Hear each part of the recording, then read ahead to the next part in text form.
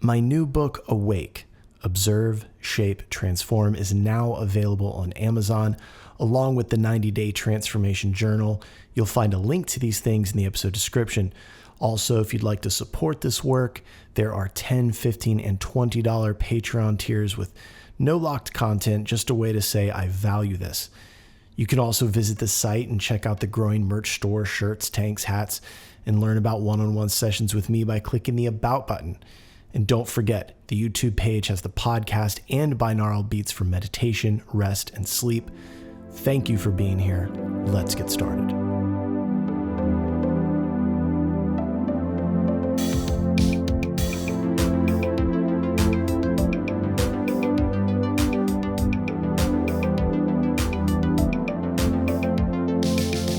Welcome to the Infinite Spark of Being podcast. My name is Keith Welsh, and today we're doing something a little different. I want to talk to you today about the new book, what my intentions are, and what message I'm attempting to convey. My new book is called Awake, Observe, Shape, and Transform, and it's been 3 years in the making. But this episode isn't just some infomercial about a book, it's a conversation. And like always, it's about how we change and how we suffer and how we heal, because this book isn't just some project that I finished. It's the living result of everything that I've seen and lived and practiced over the last 29 years. And it's something I've taught in various forms, whether it was in groups or workshops or one-on-ones or this actual podcast. So if you've ever asked yourself why you feel stuck, how to stop believing every intrusive thought that flies through your head, or why spiritual practice sometimes feels abstract and confusing, this episode and this book are for you. So let's get into it. Awake, what it really means to observe, shape, and transform your reality.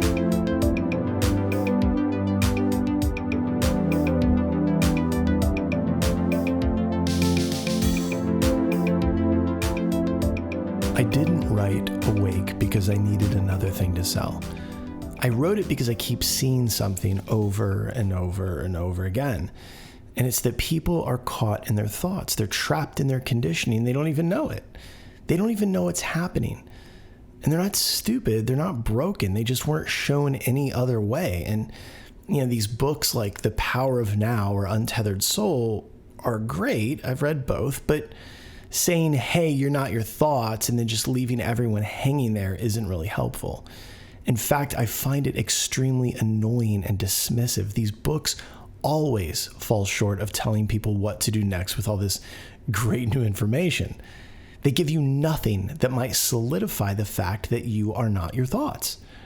Well, my book Awake will show you, and then guide you what to do next in order to completely change reality as you experience it.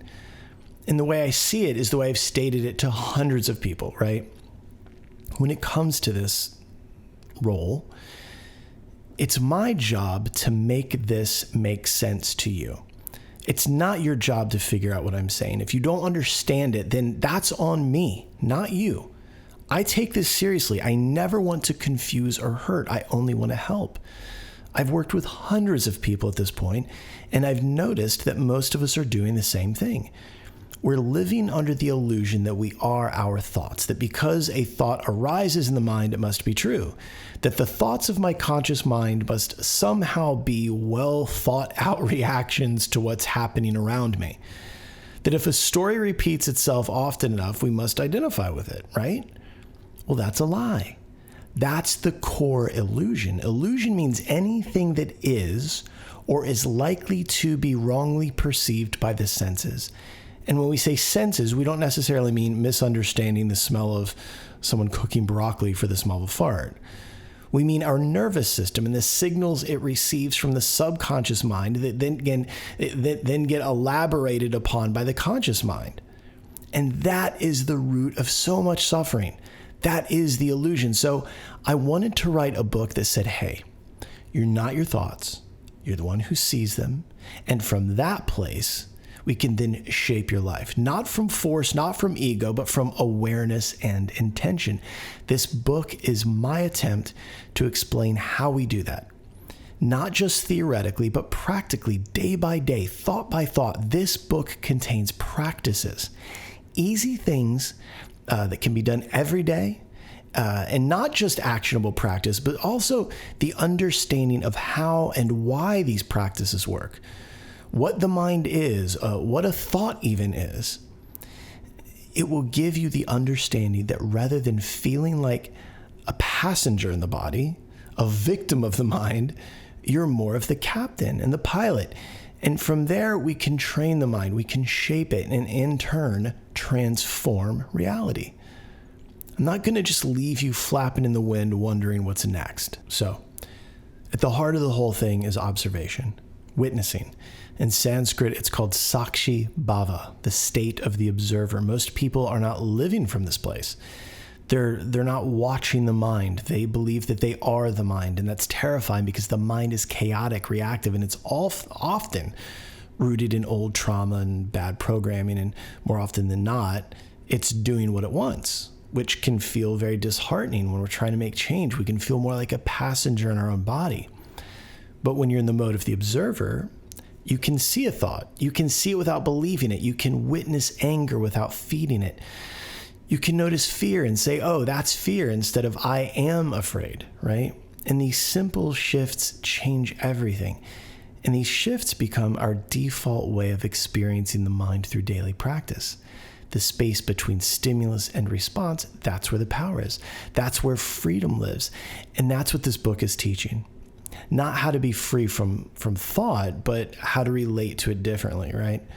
I'm not saying this is easy, right? Watching the mind can be brutal. You'll see how you judge people, how you replay the same arguments from 5 years ago, how you carry pain that isn't even yours. But this is the first step to waking up. Not running away from the mind, but witnessing it clearly. And that is not done through one-off trips to South America or a penthouse in Miami to drink ayahuasca, maybe eating psilocybin periodically and reading a book about some mumbling German in a vest that apparently doesn't have shit to do and can just afford to sit on a park bench and stare at the grass, telling you that you're not your thoughts. Well, that's nice for him. Or that disconnected trust fund influencer that's using her generational wealth to find herself at an EDM festival, sucking on a DMT pen in a Mercedes Sprinter van that her dad bought. Becoming the witness, gaining the observational mode in the midst of our busy day, our busy day-to-day lives, is a learned state. And it occurs through practice. And again, the practices in this book are simple and easily woven into our very busy days. Because you're not going to escape this birth, right? But you can become awake now, in this life. That's the third noble truth of Buddhism. And change that, and you can change the way you experience it. You don't have to have this Groundhog Day experience of life. And once we start to get even a little bit of space in the mind, a little bit of space between thoughts, we can then think about our thinking, right? Metacognition. See the thoughts. Notice that the mind that it just grabbed a hold of some old, unskillful thing. And once we do that, once we begin to see that, we can begin to reshape the thoughts that the mind presents us with, right? After a while, the mind learns what thoughts will get the most attention. And once those unskillful thoughts stop getting used and applied to life, the mind stops presenting them to us as options. Because once you've realized that your thoughts are not sacred, that they're inherited, repetitive, they're due to social programming and often unhelpful, you can begin to let them go. But letting go doesn't mean suppressing.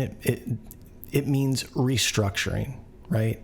It means gently replacing unconscious loops with conscious truths, replacing thoughtless neurological responses with more thoughtful ideas that we are receiving from the superconscious mind or the divine mind. This book offers practices to do just that. That question alone, what belief am I releasing today, can change your life if you let it. Because every day there's something to loosen our grip on. a lie that we've inherited, some small identity that we've outgrown. You don't change your life by crushing it, right? You change it by becoming honest, by listening, by watching, by releasing. And that's the invitation here. Not to become someone new, but to stop pretending you're someone you're not, or even in a larger sense, something that you're not. So let's talk about the actual practices in this book, because I don't want to just inspire you. I want you to do something, try something. Again, my intention with this book is that you have instructions and understanding, so that it's not just telling you what things are or why they work, but also showing you how to implement them. And the reverse as well. I'm not just telling you to do something in blind faith, but I tell you exactly why these things work. That's the missing piece in every religious, spiritual, whatever. When we know why it works in the body or the mind, then we understand the mechanics of it in a very simple way. And that supercharges the whole thing. It increases our knowledge and our faith. I've been on this path for 29 years now. I've engaged in a lot of practices, read a lot of books, sat with a lot of teachers, studied under a lot of teachers. And this is my takeaway. This is what I've learned thus far. This is my distillation of everything. Essentially, of everything I've done, these are the most useful for individuals across the board. I'm obviously not saying that these are, the only things, but I've found that regardless of people's past spiritual understanding or proclivities, these practices, they work. And they've helped everyone that has engaged in them. Every time I've asked someone to engage in these practices, they have experienced massive changes themselves and their reality. Hell, even the people that don't go full bore or even try their best have experienced changes. And I get it. That's a bold claim.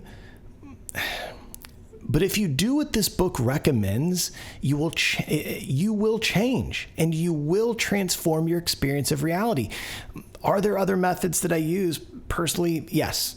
But these are the things that work for everyone. So what are these tools?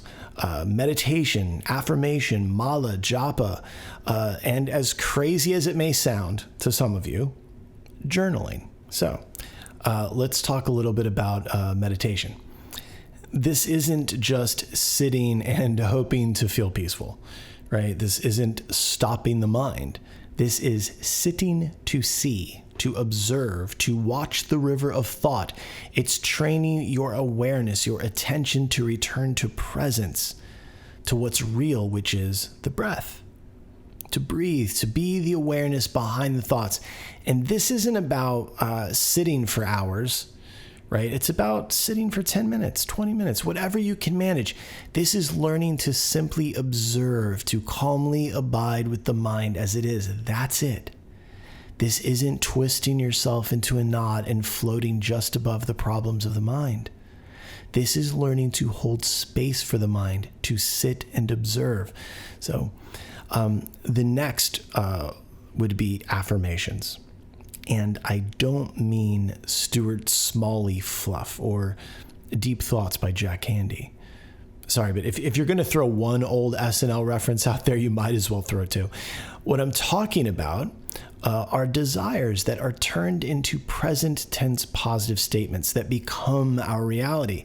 And not because it's wishful thinking, but because it's a stake in the ground, a reminder. I go into exactly how and why this works.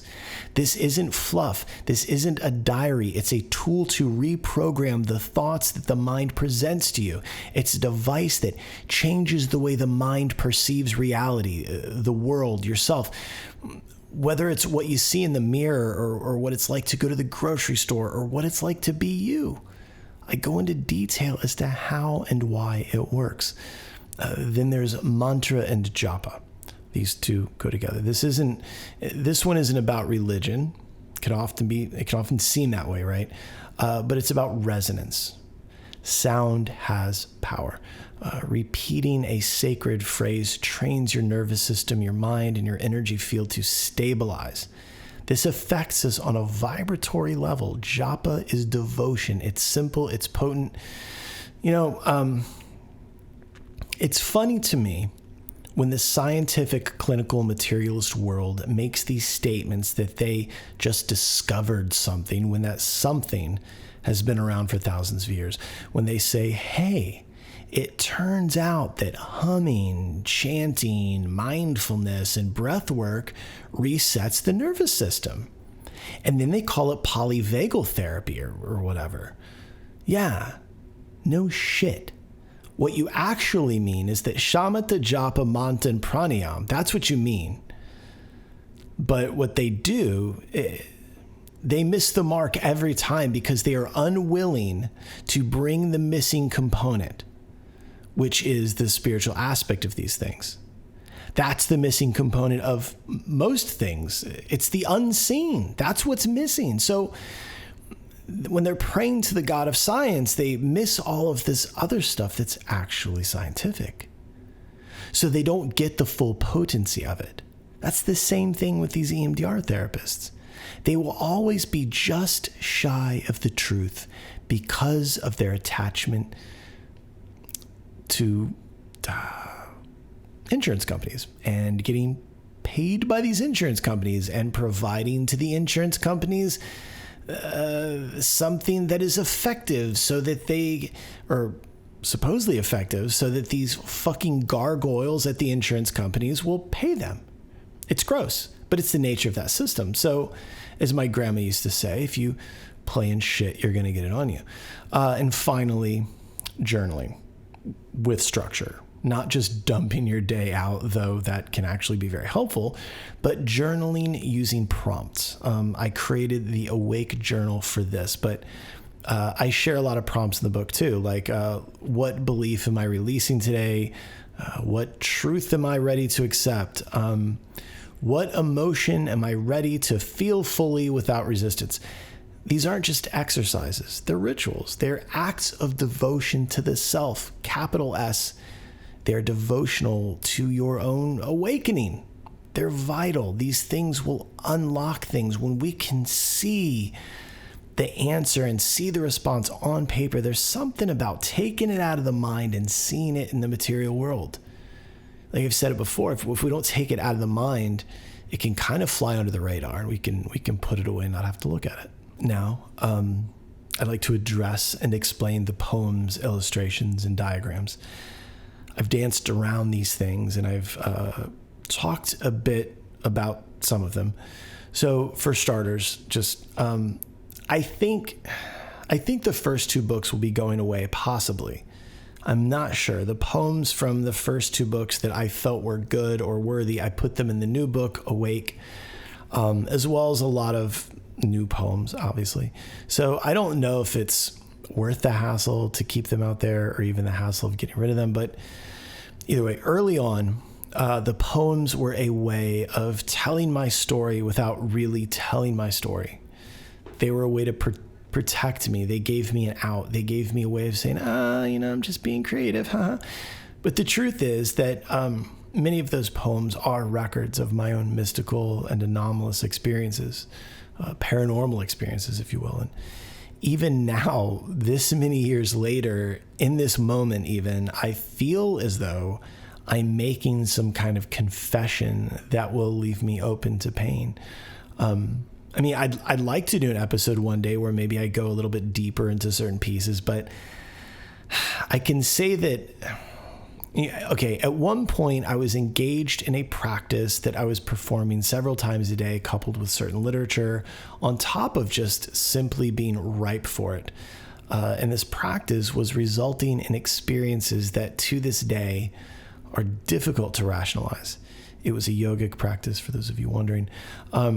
And I really hesitate with those stories because I don't think that they are great to share. I think that stuff can cause others to begin comparing their experiences and could maybe discourage someone. And, something else to point out, those mystical experiences didn't change me forever.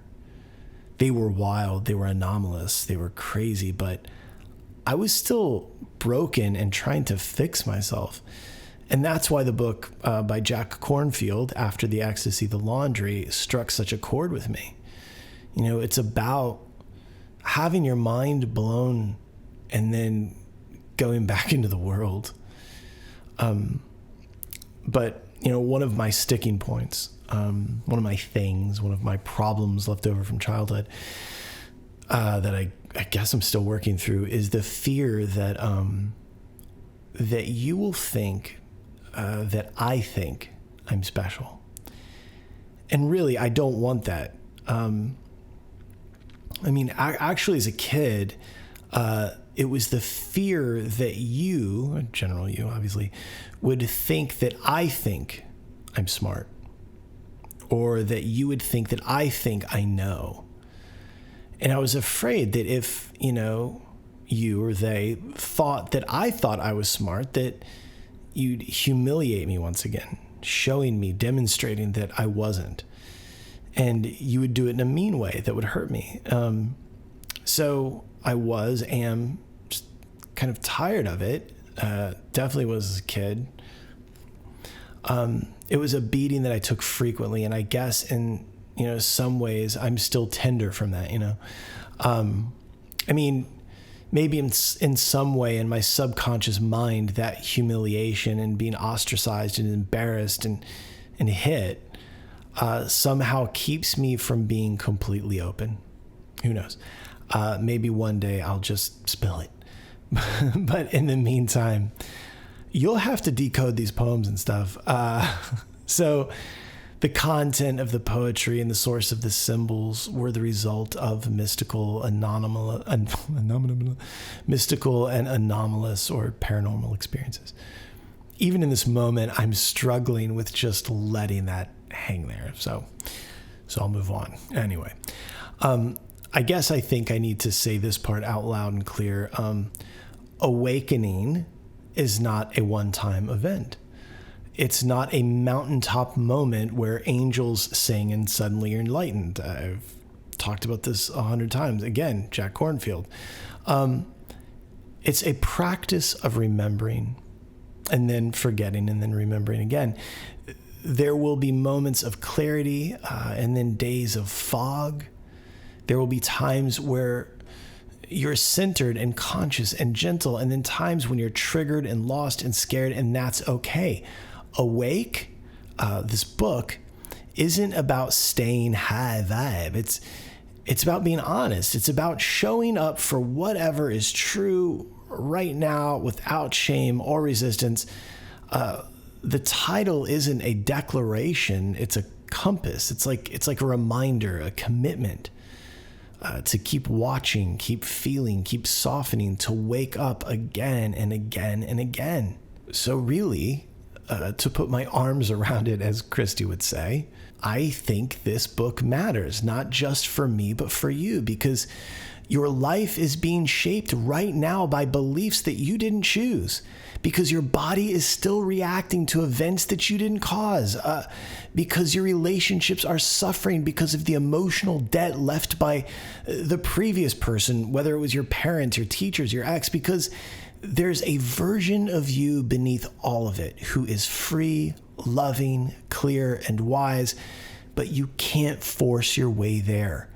You can only witness your way back.